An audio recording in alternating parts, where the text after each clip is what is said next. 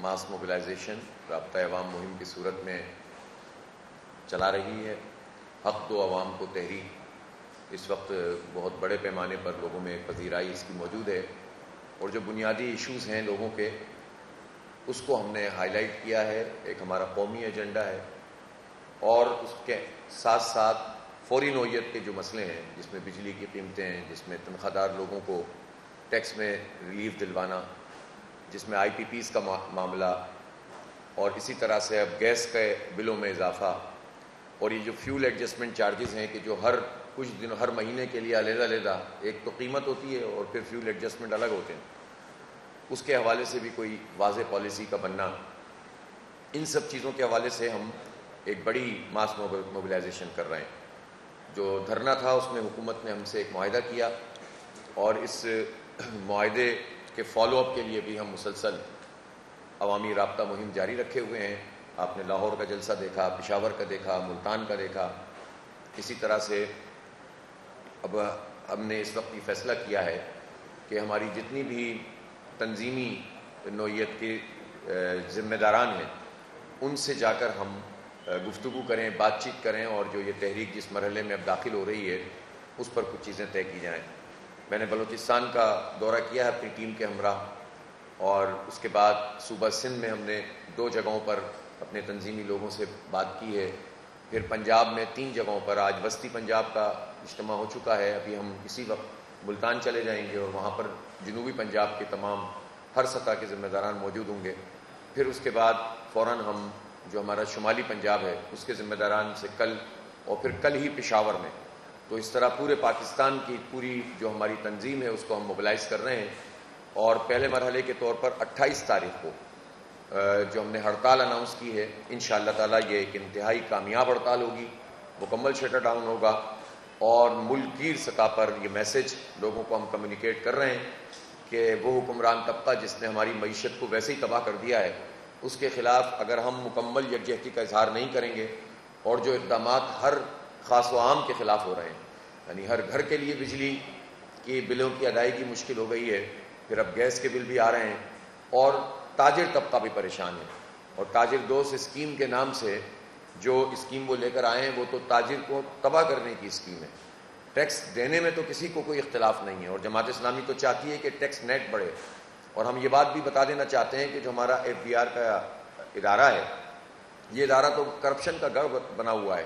خود FBR کے اپنے انٹرنل ڈاکومنٹ میں جو انکوائریز ہوئیں اور کمیٹی بنی، اس نے یہ رپورٹ دی کہ ایک سال میں 1299 ارب روپے یہ وہ ہیں جو ٹیکس نیٹ میں لوگ تھے اور وہ پیسے جمع نہیں کیے، اس کی کرپشن کی ہے.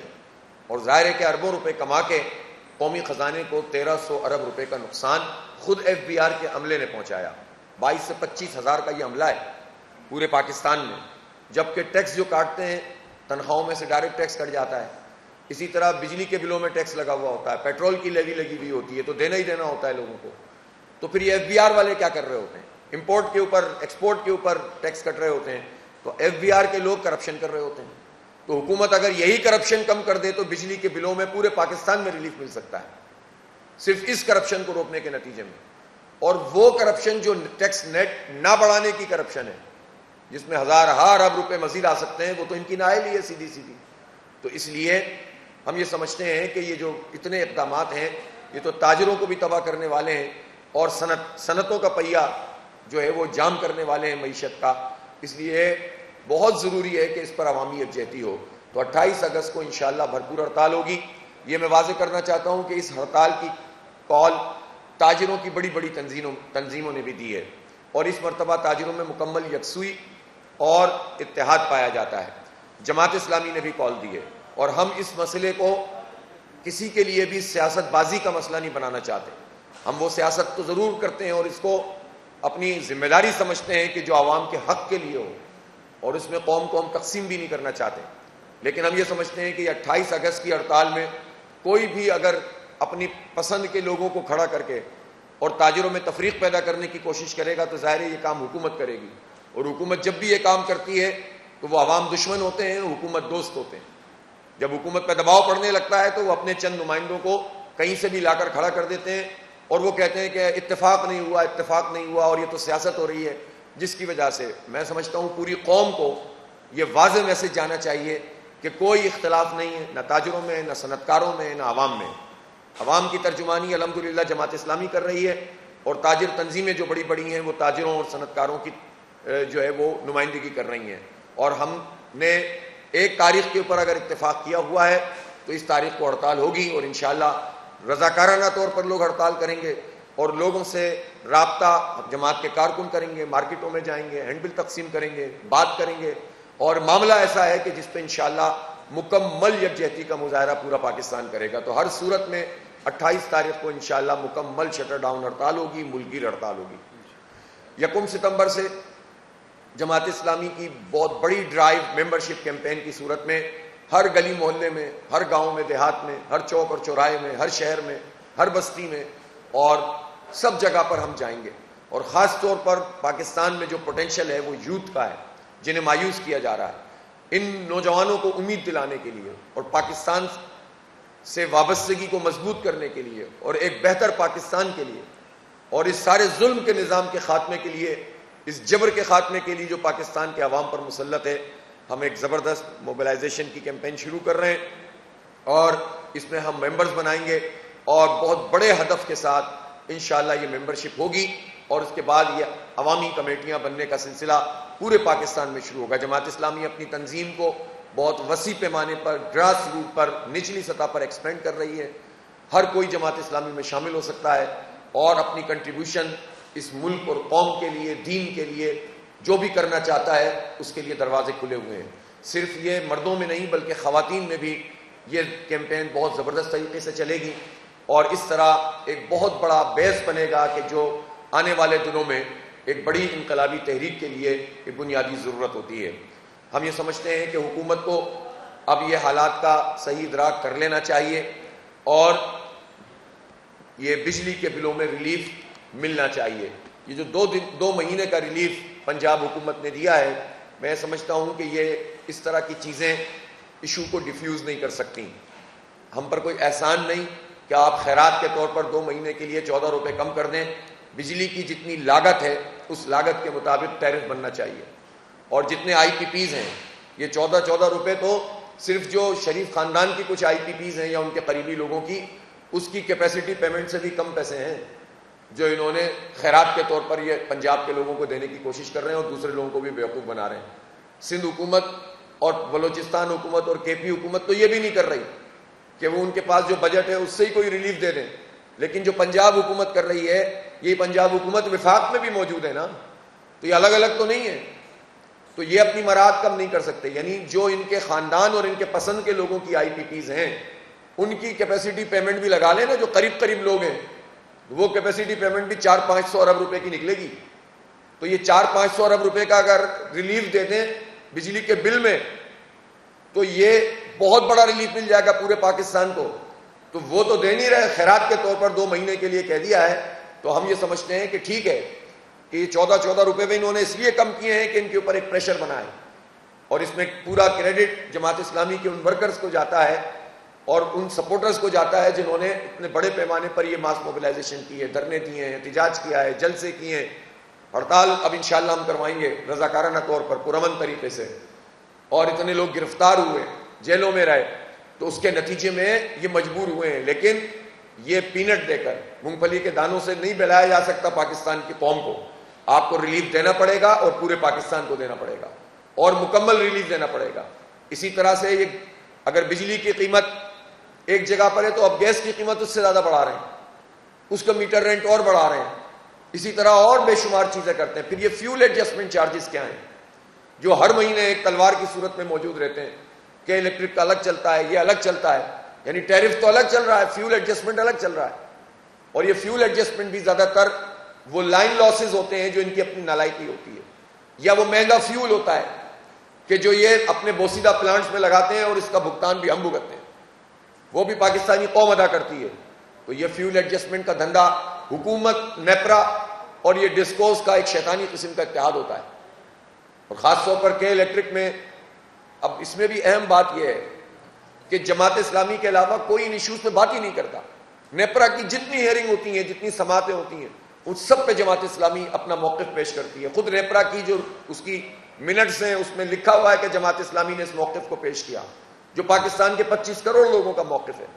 لیکن اس کے باوجود حکومت کے کہنے پر اور باقی پولیٹیکل پارٹیز کی خاموشی، جو خاموش حمایت ہے جو نیپرا کو اور ان ڈسکوز کو ہوتی ہے اور کے الیکٹرک ٹائپ کی تنظیموں آرگنائزیشنز کو ہوتی ہے، اس کے نتیجے میں پھر یہ فیصلہ دے دیتے ہیں وہ.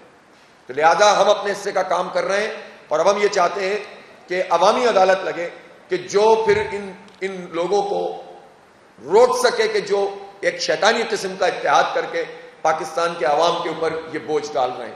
ہم اپنے حصے کا کام کر رہے ہیں اور میں اس موقع پر میڈیا کے توسط سے تمام پولیٹیکل ورکر سے کہنا چاہتا ہوں، چاہے آپ کا تعلق کسی بھی جماعت سے ہو، بجلی کا بل ہر کوئی بھرتا ہے، جو حق حلال کی کمائی کما رہا ہے، جو بجلی چوری نہیں کر رہا، جو کنڈا نہیں ڈال رہا، جو اپنے بچوں کو اچھی تعلیم دینا چاہتا ہے، جو ان حالات سے گزر رہا ہے، اکثر تو وہی لوگ ہیں.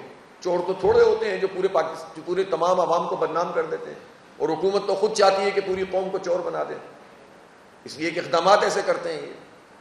تو ہم یہ سمجھتے ہیں کہ ہر وہ شخص جو ان حالات میں کڑتا ہے، ہر وہ پولیٹیکل ورکر کسی بھی پارٹی سے اس کا تعلق ہو، جو پریشان ہے ان حالات سے، وہ حکومت کے خلاف جماعت اسلامی کی اس تحریک کا حصہ بنے، بجائے اس کے کہ ہم آپس میں الجھ جائیں. یعنی جو محنت کر رہا ہے، جو جد و جہد کر رہی ہے پارٹی، اس کو سپورٹ کرنی چاہیے، بجائے اس کے کہ میں آپ پر الزام لگاؤں، آپ مجھ پر الزام لگائیں، پارٹی کے کارکنان آپس میں الجھتے رہیں اور سارا فائدہ حکومت کو اور حکمران طبقے کو ملے. تو یہ تقسیم ہمیں ختم کرنی ہوگی، ایشوز کی بنیاد پر اکٹھا ہونا ہوگا اور حکومت کو مجبور کرنا ہوگا کہ وہ ان اقدامات سے باز آئے. بہت شکریہ.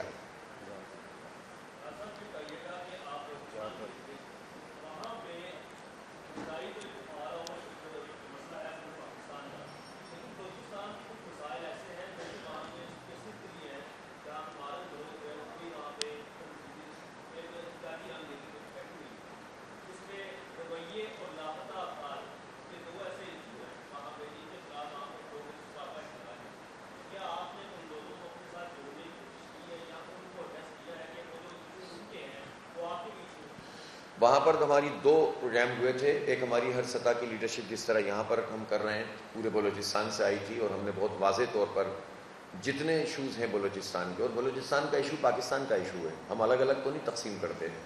اور بلوچوں کے اندر جو احساس محرومی ہے وہ پیدا ہی اس لیے ہوتا ہے کہ پاکستان کی سطح پر لوگ اس مسئلے کو ہائی لائٹ نہیں کرتے، اور بالآخر پھر کچھ لوگ وہ کام بھی کرتے ہیں کہ جس سے نفرتیں بالآخر جو ہے وہ پاکستان سے دشمنی میں بھی خدا نہ خواستہ منتقل ہونے لگتی ہیں. تو جماعت اسلامی تو وفاق کی جماعت ہے نا، اور سب کے لیے سوچتی ہے.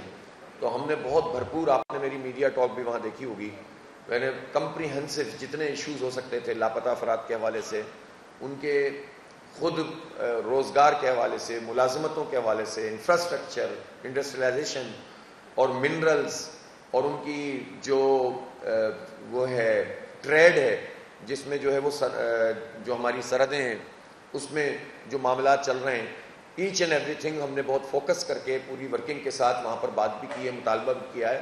اور میں نے وہاں کے لوگوں سے یہ وعدہ بھی کیا ہے کہ انشاءاللہ ہم بلوچستان کا مسئلہ مینار پاکستان پر اجاگر کریں گے اور پورے پاکستان کو آپ کی پشت پر لا کر کھڑا کریں گے انشاءاللہ. تو جماعت اسلامی تو خود وہاں پر کام کر رہی ہے، ہمارے ممبرز بھی ہیں وہاں اسمبلی میں، وہ پوری طرح سے آواز اٹھا رہے ہیں. اور ہم نے جو ہماری یہ حق دو عوام کو تحریک ہے، خاص طور پر بلوچستان کے لیے ہم نے ان سے کہا ہے کہ حق دو عوام کو، حق دو بلوچستان کو، اس عنوان سے وہ تحریک چلائیں اور وہاں بھی ممبرشپ کریں. اور لاپتہ افراد کے حوالے سے جو تنظیمیں بھی وہاں پر کام کر رہی ہیں ان کا جائز مطالبہ ہے، ہم اس جائز مطالبے کے ساتھ ہیں. بالکل جی.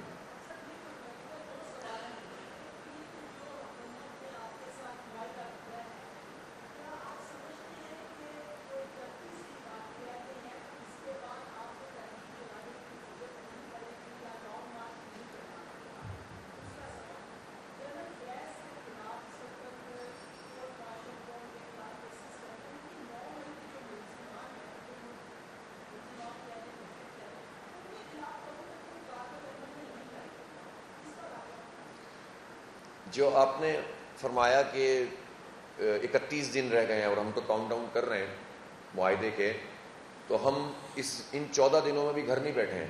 14 دن دھرنا دیا تو اگلے دن سے ہی ہماری یہ کیمپین جلسے جلوس لاہور میں، اسلام آباد میں، پشاور میں، ملتان میں ہم جلسے کر چکے ہیں.